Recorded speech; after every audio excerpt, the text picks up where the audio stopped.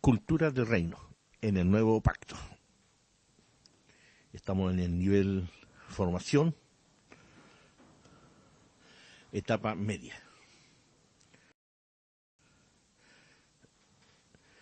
Antes de ir al tema de hoy, quiero recordarles que ustedes, como discípulos de Cristo, se están formando en nuestra congregación, la Comunidad Cristiana del Amor Santo, por medio de la Academia de Liderazgo Zoe. Esta academia tiene 3 objetivos fundamentales: ayudar a los discípulos a que se conviertan en líderes del reino de Dios en la tierra, y también ayudarlos a descubrir y aprender a usar los dones que da el Espíritu Santo para hacer la misión, y por último, inspirar a los discípulos en la visión de Dios, en los resultados esperados por Dios, a fin de que se haga una realidad sobre toda la tierra y la voluntad de Dios, valga la redundancia, se haga en la tierra como se hace en el cielo. Además de entrar en aguas profundas, también entraremos en una nueva etapa dentro del nivel 3 de formación.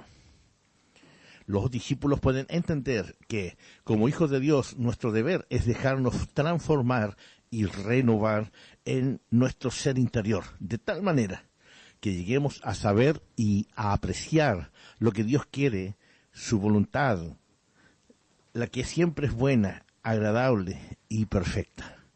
Por favor, lea Romanos capítulo 12, verso 2, y no se deje nunca más moldear por los criterios de este mundo. Un poquito de definición es importante para que entendamos la materia de este vídeo. No pueden ni deben conformarse los discípulos de Cristo, es decir, amoldarse a este mundo, a la manera de pensar de este mundo. No podemos ser formados con un doble estándar, es decir, con un pie en el mundo y con un pie en el reino de Dios. No podemos abrazar diferentes culturas. Podemos vivir en medio de una cultura que no es la nuestra, pero seguir siendo lo que somos, nuestra identidad, y seguir cumpliendo nuestro propósito, que es sumamente importante, nuestro propósito de vida. Así como no se puede beber agua amarga y dulce de una misma llave, de una misma canilla, tampoco puedes estar viviendo con un pie en la cultura del reino de Dios y con la otra en la cultura del mundo. Son vertientes distintas. Una contradice a la otra. Por eso que la Biblia dice: no os hagáis amigos del mundo. El que se hace amigo del mundo se constituye en enemigo de Dios. Entonces, el tema de la cultura, debemos saber que es un conjunto de hábitos y costumbres que nacen de una cosmovisión, de una visión, de una creencia, ¿verdad? La que sea. Y quien cree tal o cual cosa, vive en convicción por esa visión. La cosmovisión y la cultura en sí misma es en esencia una cuestión espiritual, sea del mundo o sea del reino de Dios. La cultura es parte fundamental de toda sociedad. La Iglesia no escapa de eso. No solo se compone de elementos materiales como la música, la liturgia, la literatura, la gastronomía o la religión, quise decir con liturgia, ¿no? Sino también de aspectos más intangibles como son las normas sociales, los valores y las creencias. La cultura se refiere a la forma de vida de un grupo de personas. La cultura es transmitida de generación en generación y se adapta y evoluciona a lo largo del tiempo, en la medida que las personas cultivan la cultura. Y justamente eso, la palabra cultura, su concepto raíz viene de cultivo, de crianza, y en su uso originario se aplica al cultivo de la tierra. Ahora, metafóricamente hablando, cultura se refiere al cultivo del espíritu humano, parte del ser que se complementa con el alma y el cuerpo por medio del conocimiento. Culto, la cultura como culto en la existencia humana requiere de ofrendas, sacrificios y de la invocación espiritual hacia las fuentes del conocimiento. Así que cuando alguien habla de cultura, está hablando de algo espiritual. No necesariamente religioso, pero lo religioso también se incluye en la cultura. Pues el reino de Dios es mucho más que eso. El reino de Dios es la realidad en la que Dios reina, con amor, justicia y poder. Ya estamos hablando de tres valores, súper importantes y que vale realmente el tiempo de poder investigar acerca de esto. Les invito ahí a buscar en Romanos capítulo 14, verso 17. Ahora, el reino de Dios es el ámbito donde se cumple la voluntad de Dios y se manifiesta su gloria. Si no está el reino de Dios en tu vida, no se manifiesta la gloria de Dios. Si no está el reino de Dios en tu casa, en tu familia, no se va a manifestar la gloria del reino de Dios. Si no está en nuestra ciudad, el reino de Dios no se manifestará en nuestra ciudad, en la nación, ni en el mundo entero. Es necesario el reino de Dios para que la gloria de Dios se manifieste. El reino de Dios tiene que ver entonces con gobierno, Dios gobernando y un pueblo que se entrega al gobierno de ese rey. Pero debemos saber que el reino de Dios es atemporal e interdimensional. ¿Qué quiere decir esto? No tiene tiempo y se encuentra en el cielo, pero también en la tierra.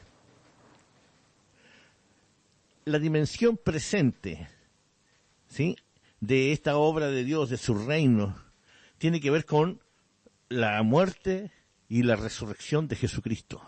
Y entonces podemos leer en la Escritura que dice: toda potestad me ha sido dada en los cielos y en la tierra, declaró Jesús, por causa de su muerte y de su resurrección, que son la manifestación de su obediencia, es decir, de que Él es el primero que se ha dejado gobernar por el reino de Dios. Y por ser obediente al reino de Dios, a la justicia de Dios, entonces en su vida se ha determinado, ¿verdad?, que ahora el reino de Dios lo constituye Él. Por eso que también la palabra dice que un día toda lengua confesará que Jesucristo es el Señor, y habiendo toda la gente en ese momento existente, teniendo que doblar sus rodillas delante de Jesucristo. La dimensión futura se refiere justamente a eso, a que un día la consumación del reino de Dios se va a dar en la tierra, y el reino de Dios se va a establecer con un trono de gloria. Ya está la ubicación y están más o menos las señales que nos hablan de dónde y de más o menos cuándo el reino de Dios se va a establecer. El problema para el mundo es que antes Jesús, en su primera venida, vino en paz, a hacer la paz y a traernos la apertura del reino de Dios, que podamos entrar en Él. Pero ahora, en su segunda venida, Él viene con una espada que sale de su boca, y con ella va a matar, con ella va a destruir todo lo que es malo y todos los que se quedaron en ese reino de maldad y rechazaron la oportunidad. Muy bien, Cristo cumplirá el plan estratégico programado por Dios. Ya muchas cosas se cumplieron con su primera venida y con su ida al cielo, y luego siguen cumpliéndose aspectos del plan, del programa de Dios, y un día, como ya lo dijimos antes, Jesucristo, el Hijo del Hombre, el Hijo de Dios, regresará, y entonces pondrá a todos sus enemigos bajo sus pies. Y como en Daniel capítulo 2, verso 44, dice que destruirá a todos los reinos de este mundo, a los que han estado del lado del mal y haciendo injusticia al pueblo y destruyendo la tierra. El programa de Dios es estratégico y hace que el reino de Dios tome realce en la medida en que nosotros, los seres humanos, nos rendimos a Él por medio de la fe, la que nace por el oír la palabra de Dios. Y por eso que es sumamente importante saber que nuestra alma mater, Jesús, nos enseñó qué es lo que debíamos hacer para que su reino se expanda, se extienda en la tierra hasta que Él venga. ¿Y qué es lo que debemos hacer? Enseñar las doctrinas funcionales del reino de Dios, de la ciudadanía del cielo, ¿ya? Y que podamos verdaderamente vivir en la tierra como se vive en el cielo. Eso es sumamente importante entenderlo, pero también otro aspecto es la predicación del Evangelio. Somos responsables, así como hemos recibido de gracia esta salvación, de que ahora somos parte del reino de Dios, de proclamar a otros el Evangelio y de decirles, ¿saben qué? La puerta al reino de Dios está abierta. Ustedes pueden entrar. Crean en Jesucristo, entréguenle su vida a Él y dejen que Él haga de ustedes una persona como en el diseño original, pero ya no en base a Adán, sino en base a Jesucristo, que es el patrón y el modelo de nuestra vida. Por último, somos responsables de la manifestación del reino de Dios en la tierra. Nosotros, el pueblo de Dios, la iglesia, somos responsables de que el reino de Dios sea real, una realidad, es espiritual, pero cuando nosotros lo manifestamos con fe en el Señor, con fe en Dios, eso espiritual se llega a materializar y se llega a ver resultados. Como dicen por ahí algunos cantantes del mundo, ¿no? O algunos tips por ahí dicen, haré tal cosa y habrá señales. Así también tiene que ocurrir con la iglesia con mayor razón. Seamos la iglesia de Cristo y habrá señales aquí en la tierra. La cultura le da a las personas y a la sociedad identidad y propósito. Por eso que es importante que entendamos, ¿verdad?, que la cultura es la sustancia y la estructura de toda sociedad, y toda sociedad necesita tener una cultura. El problema es que hay sociedades que tienen cultura, diríamos que no hay ninguna que no tenga cultura, sino que algunas culturas se reconocen o se caracterizan por ser bárbaras, violentas, asoladoras, que van avasallando a otros pueblos. En cambio, la cultura del reino de Dios no es así. La cultura del reino de Dios trae libertad al oprimido. Muy bien, aunque puede ser una realidad de que las congregaciones tengan gente así en su fila, es decir, gente que de pronto vive con un pie en la cultura del mundo y un pie en la cultura del reino. Dice, ay, no se me quitan las malas palabras. Hermano querido, esa es una decisión personal, que yo la tengo que tomar, por ejemplo, esa y otras más, ¿cierto? El airarse, ¿sí? Es decir, nosotros podemos enojarnos, nuestra naturaleza humana nos lleva al enojo, pero no podemos dejar que el enojo controle nuestra alma y nuestro espíritu. No podemos dejar que eso suceda. El reino de Dios llama a que nosotros tomemos el control de nuestra vida desde lo espiritual y no desde lo almático o lo emocional. ¿Sí? Y aunque puedan haber gente en las congregaciones que andan en un lado y en otro, la Biblia dice que un día Dios los vomitará de su boca, porque ese tipo de personas son tibias, no son ni frías ni son calientes, son tibias, y los tibios Dios los vomitará de su boca. El discipulado es la instancia que Dios nos da y nos entrega para que la cultura del reino pueda crecer en nosotros, desarrollarse en nosotros y ayudarnos a multiplicarnos, ¿sí? Y por eso que debe ser intencional. No podemos hacerlo como antes decía el Chapulín Colorado, cuando decía fue sin querer queriendo, o el Chavo del Ocho, ¿no? Sin querer queriendo. No. El discipulado tiene que ser intencional. Y usted que está empezando o que no ha empezado, usted tiene que introducirse en el discipulado de la iglesia. Si usted tiene gente con usted que asisten al TAF y no han empezado el discipulado, usted está fallando, no ellos. Usted tiene que mostrarles el camino, no ellos. Ellos, al escucharlo, tomarán la decisión de empezar, pero usted es el responsable. Muy bien.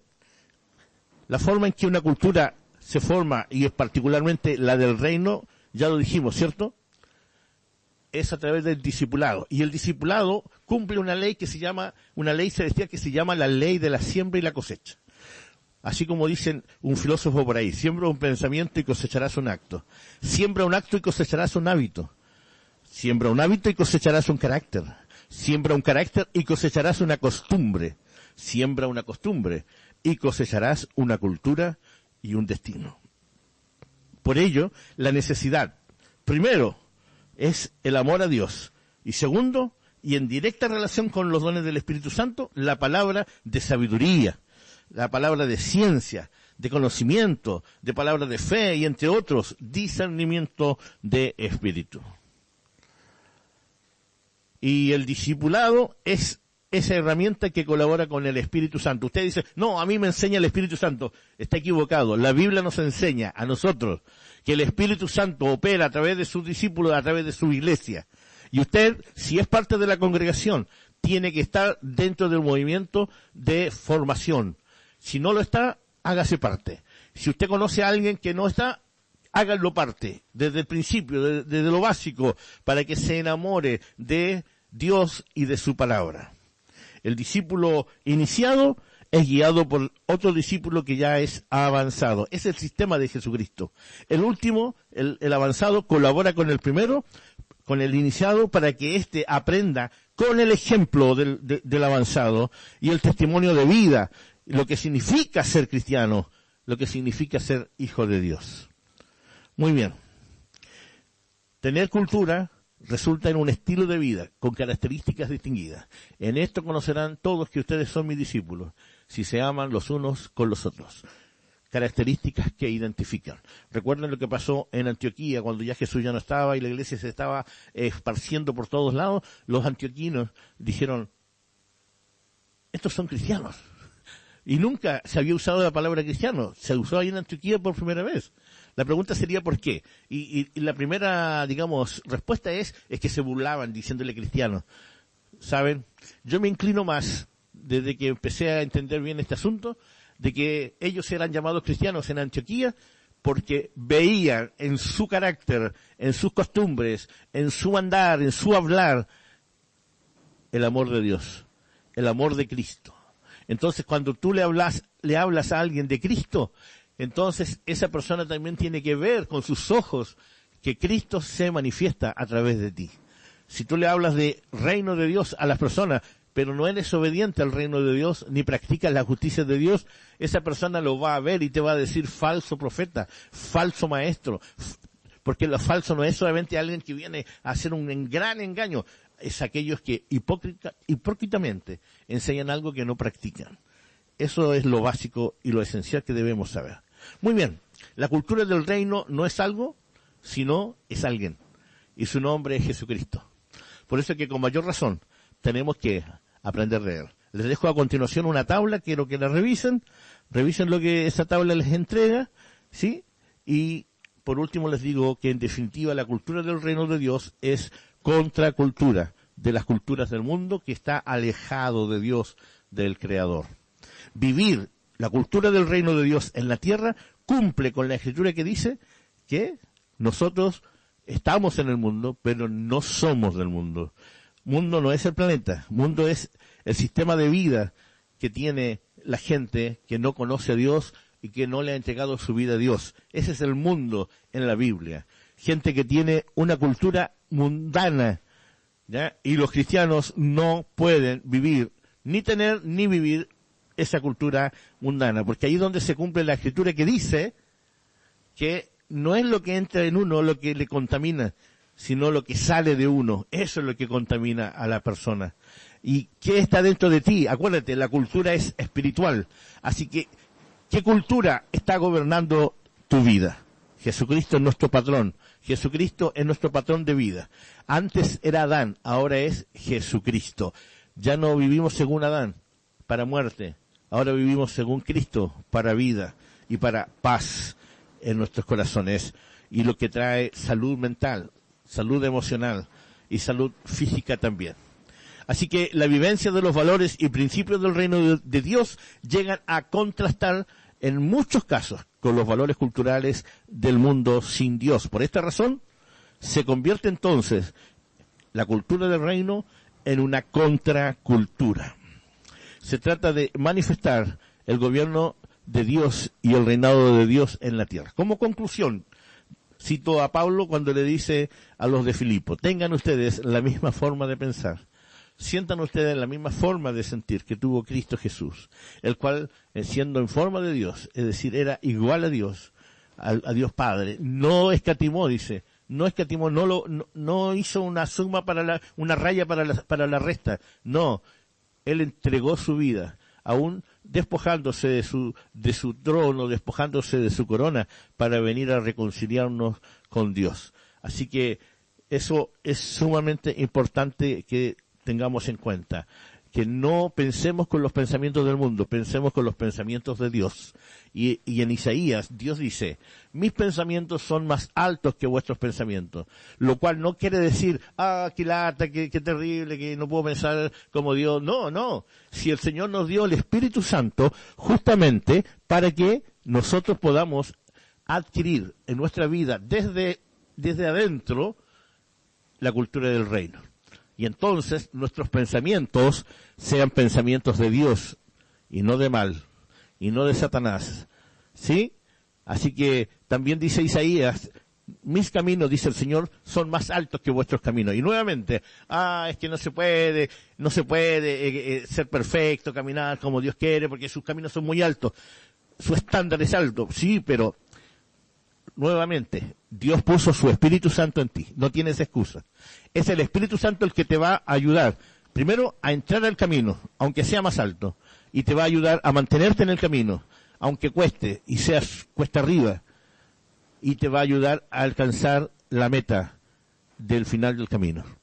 Así que, queridos, no tenemos nosotros, la verdad, nada que excusar para no ser discípulo de Cristo y para no vivir en la cultura del reino de Dios.